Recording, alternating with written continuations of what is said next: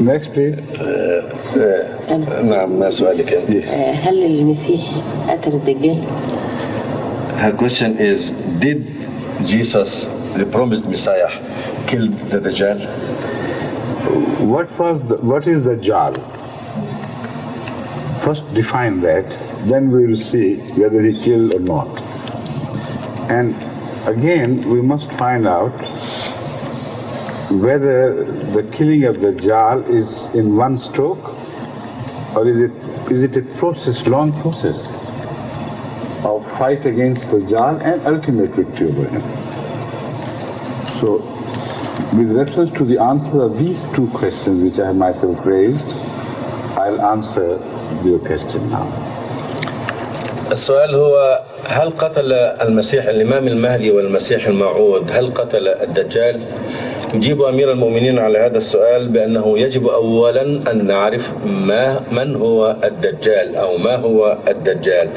ثانيا هل قتله هذه عملية تتم بضربة واحدة أم هي حرب طويلة الأمد تتم على مراحل وتستغرق زمنا طويلا؟ على هذا الأساس نستطيع الإجابة. You see, if you take the Dajjal to mean literally as these ulama of today do, like they understand the word Qiyamah and Sa literally, everything they understand is just literal. Then the meaning will be very, very different. Then the Dajjal would be a very tall person, human being. So tall that his head should rise above the cloud lines. And the clouds sometimes are miles and miles above the surface. So that man must be so tall that in the case of the clouds which are so far removed, deep into the heaven, his head would still jut out of the clouds. And that man, of course, will be very heavy. How could he travel? So for his sake, an extraordinary donkey would be created who would be as huge as a ship and as fast as the trains or aeroplanes or the modern ships Moses traveled. So these ulama who insist on the word Dajjal to apply literally to a human being, they also, of course, consistently with their own thinking, insist that the word donkey should be fulfilled literally, should come true literally to apply to something like donkeys. So if that is the meaning, then neither the Dajjal is born, nor the donkey is born, nor Messiah has come. So the issue is irrelevant, no question. You see? It's as simple as that. First answer this part and then I'll turn to the other meaning. يقول أمير المؤمنين لو أننا أخذنا أوصاف الدجال حرفيا كما هي عادة هؤلاء المشايخ الذين يأخذون هذه الأمور حرفيا فنصل إلى مفهوم لا معنى له. بحسب اللغة الحرفية فإن هذا الدجال يكون كائن طويل رأسه ترتفع فوق السحاب يبلغ طوله بالطبع عدة كيلومترات أو عدة أميال ومثل هذا الشخص يكون ثقيل الوزن لا يستطيع أن يحرك نفسه لذلك يكون له دابة حمار كبير طوله كذا ذراعا ضخم الحجم مثل السفينة بين أذنيه بين 70 ذراعا فيكون له حمار كبير بهذا الحجم ليتناسب مع وزن وطول هذا الكائن وهو حمار سريع يجوب به البلاد. إذا كان مثل هذا الكائن هو الذي سوف يأتي فلن يأتي دجال ولن يأتي مسيح لأن القضية تكون مجرد قول فارغ هراء لا معنى له. Right. But we understand these prophecies metaphorically, not literally. And as such, we can begin to show you that the process has already started.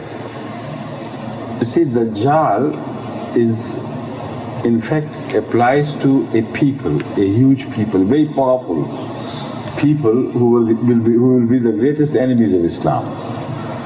And they have been explained with reference to certain signs which will apply to them as well as to the mode of travels which they will invent and use to conquer the world. Now, number one, Dajjal is mentioned to have one eye. Left eye will be big and bright. It will be able to see deep into the earth. And the right eye will be blind. Tallness means his influence. So when sometimes a single person is shown as a leader, it applies to the whole people. This is the meaning of dreams. This also is the method how we should interpret the great spiritual visions. So from that we understand that Hazrat Muhammad Rasul Kareem sallallahu alaihi wasallam was shown in that vision not one single person, but a great people, so tall in their stature that they would dominate the whole world and nobody will be able to destroy them physically. And their right eye would be blind. Religious-wise, they will not be able to see. There will be no vision in them as far as religion goes, because they will believe in God having taken unto himself a literal son. This is their blindness.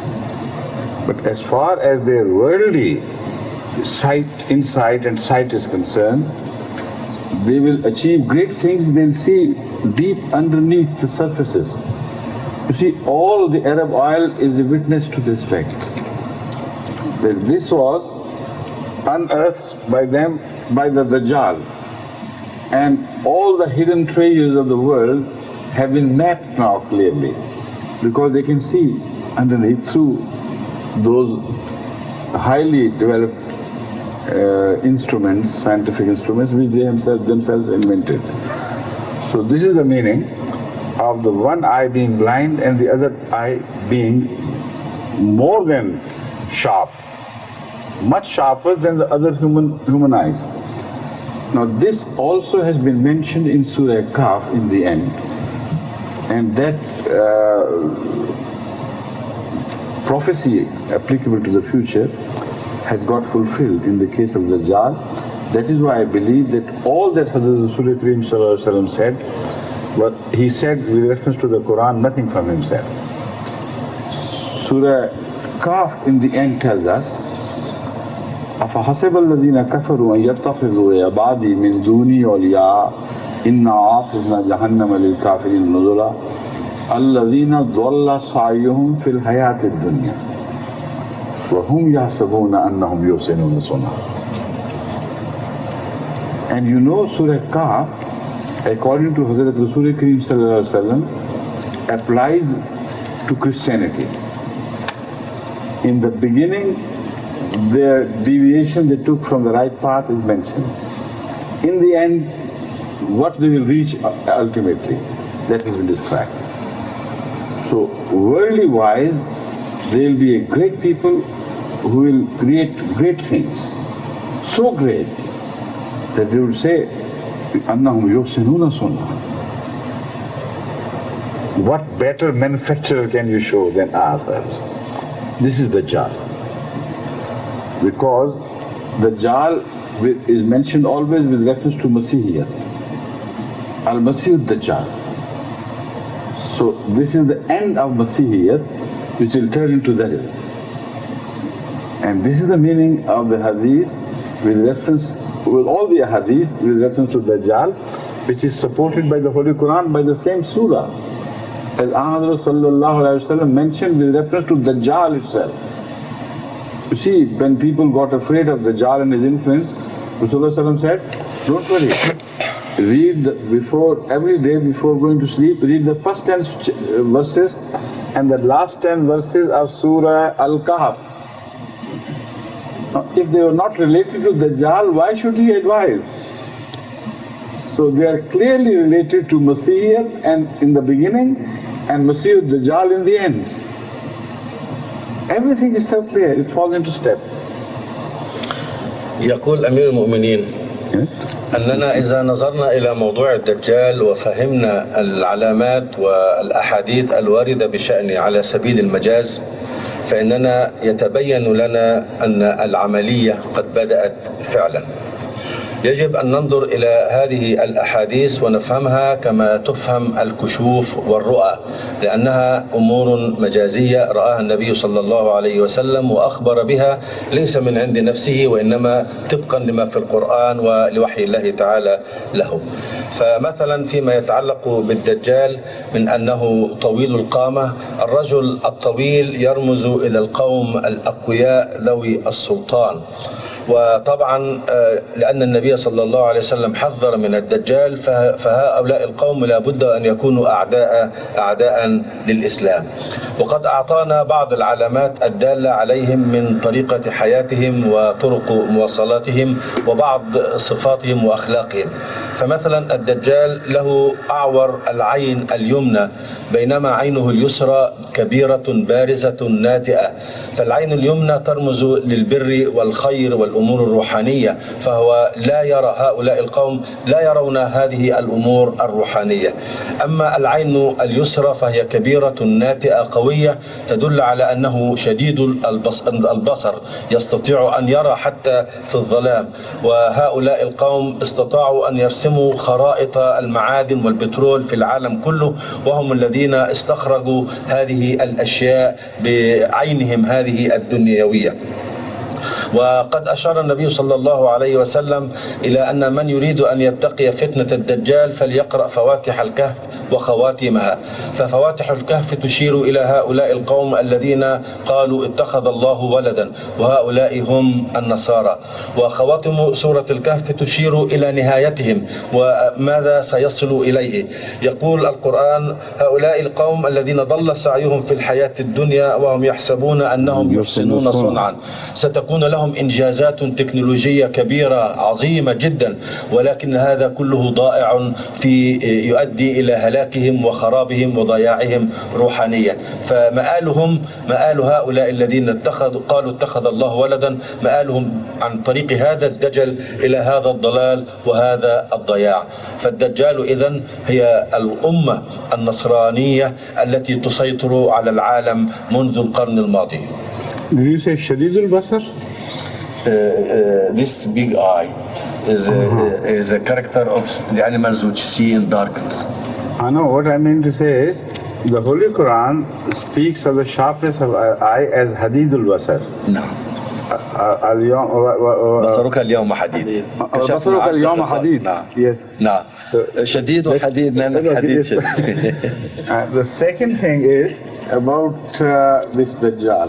Now Rasulullah tells us that if you are afraid of Dajjal, read the first 10 and the last 10 verses. And no single person is mentioned there. It's a people. The people are mentioned. It's a people against whom he warns us. So the interpretation is made by him himself. Don't understand Dajjal to mean a single person. They are a people who are mentioned in the first verses and the last verses. يوضح أمير المؤمنين أن النبي صلى الله عليه وسلم في روايتين أن من أراد أن يتقي فتنة الدجال فليقرأ فواتح الكهف أو 10 آيات من سورة الكهف والعشر الأواخر من سورة الكهف.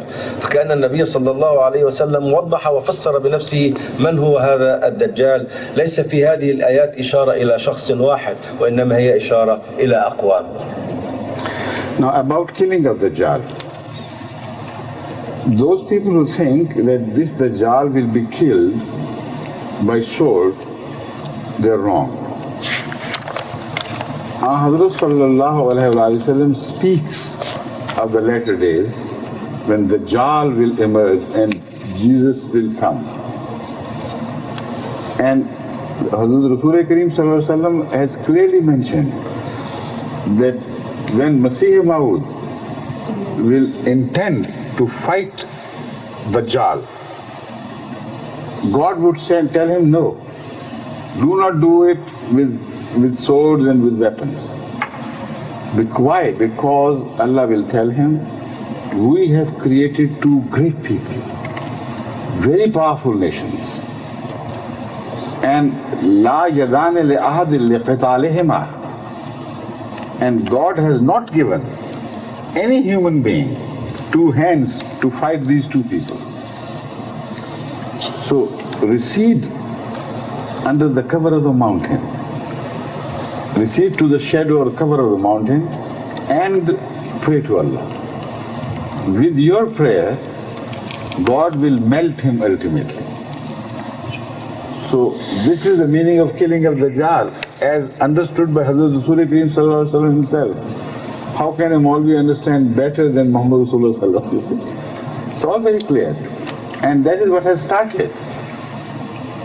I'll speak of another thing later on, please. يقول أمير المؤمنين أن الذين يظنون أن الدجال شخص واحد ويقتل بضربة سيف واحدة هؤلاء مخطئون، لأن الدجال ليس شخص وإنما هو قوم ولهم سلطان كبير. وفي الحديث النبوي الشريف فيما يتعلق بالأيام الآخرة عندما يأتي المسيح الموعود والمفروض أنه يقاتل الدجال، يخبره الله تعالى أنه قد خلق قومين أو مجمعتين من الناس هما من القوة بحيث لا يستطيع أحد أن يقاتلهم. يقول الحديث لا يدان لأحد بقتالهما، إذن لا يمكن القضاء عليهم بهذا الصنف من القتال، ولكن الله تعالى يوجهه بأن حرز عبادي إلى الطور، أي خذ عبادي وحرزهم إلى الطور، اجعل هذا الجبل يحميهم واحتموا بهذا الجبل. أما قتال الدجال فسيكون بالدعاء، يرغب نبي الله عيسى إلى الله، يدعو إلى الله ويبتهل إليه. Now, another very interesting thing emerges from this, that Dajjal is not one person. Dajjal is a great people divided into two parts. Two great parts, the bourgeois and the proletariat, the capitalist and the communist.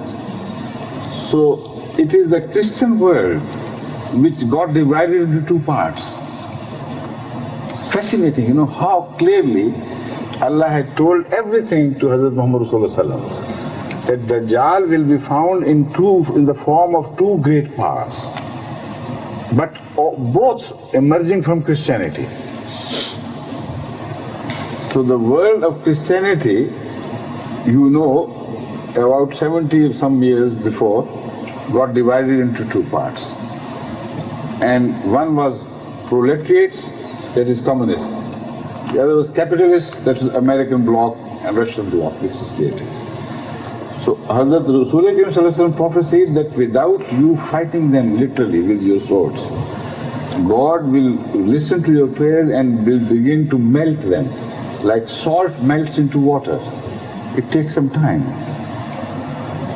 And now half of the Dajjal we have already seen melting. Yes, like ice, without war. Without war, you see. So how true Muhammad Rasulullah was. If we are honest, if we are true, if we pray to Allah, the Dajjal will melt. It has already started melting. Why don't you see? يوضح أمير المؤمنين ويقول أن الحديث يبين أن الدجال ليس شخصا واحدا وإنما هو قوم كبير عظيم، وأن هذا القوم سوف ينقسم إلى قوتين كبيرتين عظيمتين تسيطران على العالم، وهذا ما حدث. فإن العالم النصراني انقسم إلى الرأسمالية، الدول أو الكتلة الرأسمالية والكتلة الشيوعية، وهما القوتان الكبيرتان. الآن وجدنا أن إحدى القوتين قد ذابت كما يذوب الثلج أو كما ينصهر الشمع، وهذا ما أخبر به الحديث دون قتال ودون سيف. Now the one thing is left. They may say that the Dajjal has started melting with our prayer, not with the Ahmadi's prayers. You see, anybody can say. But this is not possible, because no Masih has appeared among them. Masih has appeared among us. So it was the prayer of the Masih, not of the other Muslims which are mentioned. So when they deny Masih, how can this hadith apply to them? And we have already seen it melting. How could it melt without a Masih? يقول أمير المؤمنين أن بعض الناس قد يدعي أن هذا الشطر أو الجانب من الدجال قد انصهر دون قتال ودون دعوات المسيح، ولكن هذا غير صحيح، فإننا جاءنا المسيح من عندنا وبدعائه انصهر. أما إذا لم يأتي المسيح فكيف يتحقق هذا الحديث؟ كيف ينصهر الدجال دون أن يكون هناك المسيح الذي سوف يرغب إلى الله؟ لقد جاء المسيح عندنا ورغب إلى الله وبدعائه انصهر هذا النصف من الدجال. Now the reference, the hadith which I mentioned is from Muslim. Kitab al-Fitan, Babu Zikri Dajjal wa Sifatihi. This is also in Abu Dawud, right? Now the words which I said is Oha Allah Ta'ala ila Isa inni qad akhrajtu ibadan li la yadane li ahadim bi qitalihim. Qitalihim maa bhi tha shayad in some fighting with them, to fight with them. No, but I thought it was qitalihim are two parts, but here it is not mentioned two parts, one. I remember it is biqitalihim, that's in the awal. Yadan is two, is in tasniya, but the people are in one jama. So I must be corrected. This is why I wanted the real words to come before me, lest I should misquote it because of the wrong memory.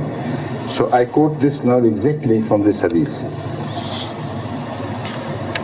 Is Allah Ta'ala ila Isa inni qad akhrajtu ibadan li la yadani li ahadim bi qitalihim faharrid ibadi ila at-tur wa yab'athu Allahu Yajuj wa Majuj wa hum min kulli hadabin yansilun. Here the two people are mentioned. Yajuj, this is why Yajuj wa Majuj. They are the same Dajjal in their political form, in their political might. They're mentioned as Yajuj and Majuj. In general terms, they're Dajjal. So the two, let's say, blocks of Dajjal. One block is mentioned as Yajuj, the other is mentioned as Majuj. No. And that is why I said they apply to the Western bloc as capitalist and the Eastern bloc as bourgeois or the communist. Now, they have already done it, haven't they? They conquered the whole world together and separately as well. So the prophecy has got fulfilled. فَيَمُرُّ أَوَائِلُهُمْ عَلَى بَحِيرَةِ تَبْرِيَّةَ فَيَشْرَبُونَ مَا فِيهَا وَيَمُرُّ آخِرُهُمْ فَيَقُولُونَ لَقَدْ كَانَ بِهَذِهِ مَرَّةً مَعَهُ. Here again, it does not apply literally. If you understand it to mean literally, then how can any people on earth drink the water of the Dead Sea, which is so poisonous, so rich in deadly salts? It's impossible for anyone to drink that water. No one has ever done it. So Yajuj, Majuj will drink it up means they will dry up the life from these countries, the spiritual life. They'll attack them and they will destroy this. So again, in the end it says, وَيُحْصَرُ النَّبِيُّ اللَّهِ عِيسَى وَأَصْحَابُهُ حَتَّى يَكُونَ رَاسُ الثَّوْرِ لِأَحَدِهِمْ خَيْرًا مِنْ مِئَةِ دِينَارٍ. This is very interesting. I will not read the whole hadith, but I am just reading a few words to indicate that if this is not Dajjal, where is Dajjal? Why is it not mentioned? If Yajuj Majuj are different, Isa does not seem to know of any other Dajjal than Yajuj Majuj. And it is the fight with Yajuj Majuj which is mentioned in this hadith. So that again refers to Surah Al-Kahf. It is Surah Al-Kahf which speaks of Yajuj Majuj as Dajjal in fact. Because the first and last verses apply only to Christianity and their future development. So all this indicates, in the end, where is the prayer? Tur. Now, what is Tur? What is the mountain? That is the last thing which I'll say, and then I take leave of you. What is a mountain? In fact, the mountain, Tur, is the place where God showed His Jalwa, His, His vision. Yes. And Moses could not tolerate it, but it was meant for Hazrat Muhammad Rasulullah Sallallahu Alaihi Wasallam. It was meant for Muhammad Rasulullah Sallallahu Alaihi Wasallam. And that is the Tur which is mentioned. Hazrat Muhammad Rasulullah Sallallahu Alaihi Wasallam and what was revealed to him. Because in another place the Holy Quran makes it clear. لو أنزلنا هذا القرآن على جبل لرأيته خاشعا متصدعا من خشية الله وتلك الأمثال نضربها للناس لعلهم يتفكرون. So this is the Quran which Moses wanted. Allah said, no, you cannot tolerate it. Even the mountains cannot, except for the mountain of Muhammad Rasulullah Sallallahu Alaihi Wasallam. He is the one mountain who will accept it and is capable of carrying it. Hamalah al-insan. This is al-insan. So it is to him that the hadith refers and his teachings. Allah would tell him, take shelter in the Quran, in the love of Muhammad Rasulullah Sallam, in the blessing of Muhammad Rasulullah Sallam. And then if you pray, then God will destroy this Dajjal. This is the meaning as we understand. Right? هناك تصحيح فيما يتعلق بالحديث المذكور في كتاب صحيح مسلم باب الفتن، كتاب الفتن باب ذكر الدجال، أن الله أوحى إلى سيدنا عيسى بأن هناك قوم لا يدان لأحد بقتالهم، ليس بقتالهما، ولكن بعد ذلك في الحديث أشار إلى أن يأجوج ومأجوج من كل حدب ينسلون، وهذا يبين أن هذا الدجال يتكون من شعبين، شعب يأجوج ومأجوج أو قوتين سياسيتين، ويأجوج ومأجوج من أج النار ومج النار، معنى أن فيهما قوة وشدة عظيمة. وهذا ما حدث، أنهم انتشروا في العالم وسيطروا على الجناحين الشرقي والغربي، الكتلة الرأسمالية والكتلة الشيوعية. بعد ذلك يوجه الله أن حرز عبادي إلى الطور، أي اجعل عبادي في مأمن وفي حرز عند الطور. ما هو الطور؟ يشرح سيدنا أمير المؤمنين الطور بأنه الجبل، وأن الجبل هذا الطور الذي تجلى فيه الله تعالى على سيدنا موسى. Just a minute. I mentioned as بحر الميت. نعم، it is طبرية. That's طبرية. It's different. That's fine. Yes. Yes. الطور هو ذلك الجبل الذي تجلى فيه الله تعالى على سيدنا موسى، وخر موسى صعقة ولم يتحمل هذا التجلي. هذا التجلي يشير إلى الرسالة الإسلامية والقرآن الكريم الذي يشير إلى أنه لا يتحمله الجبال. لو أنزلنا هذا القرآن على جبل لرأيته خاشعا متصدعا من خشية الله، ولكن الجبل الذي يتحمل هذا الكتاب هو الجبل المحمدي النبي صلى الله عليه وسلم. فحرز عبادي إلى الطور، أي اجعل عبادي متحصنين بالرسالة التي جاء بها محمد صلى الله عليه وسلم، بسنته، بأخلاقه، بعبادته. هذا هو الذي يحميكم من الدجال. وهناك أيضا تصحيح في correction. I'll say in English. تفضل. I mentioned as بحر الميت or mate. How do you call it? بحر الميت. It is بحر التبريد. الطبرية. which is different from al-Bahr al-Mayyit. This should be made clear. I made a mistake and I have been rightly corrected by our friend. من علامات هذا الدجال أن قواته تمر على بحيرة طبرية فيشرب منها أوائلهم، فإذا جاء الآخرون لم يجدوا فيها ماء وقالوا كان هنا ماء. يبين أمير المؤمنين أن هذا أيضا ليس خبرا حرفيا، لأنه لا يستطيع قوم من الأقوام أن يشربوا بحيرة كاملة مهما كان عددهم، وإنما هذا هو إشارة إلى أن هذه الأقوام تستنزف وتستغل ثروات وإمكانيات البلاد التي تستولي عليها. So al-Bahr al-Tabriya is still there. There is water in that, isn't it? Yeah. While the Yajuj Majuj have done their work and they have started melting already. So this means that it is not literal. It should not be understood literally. It has to be understood by meaning.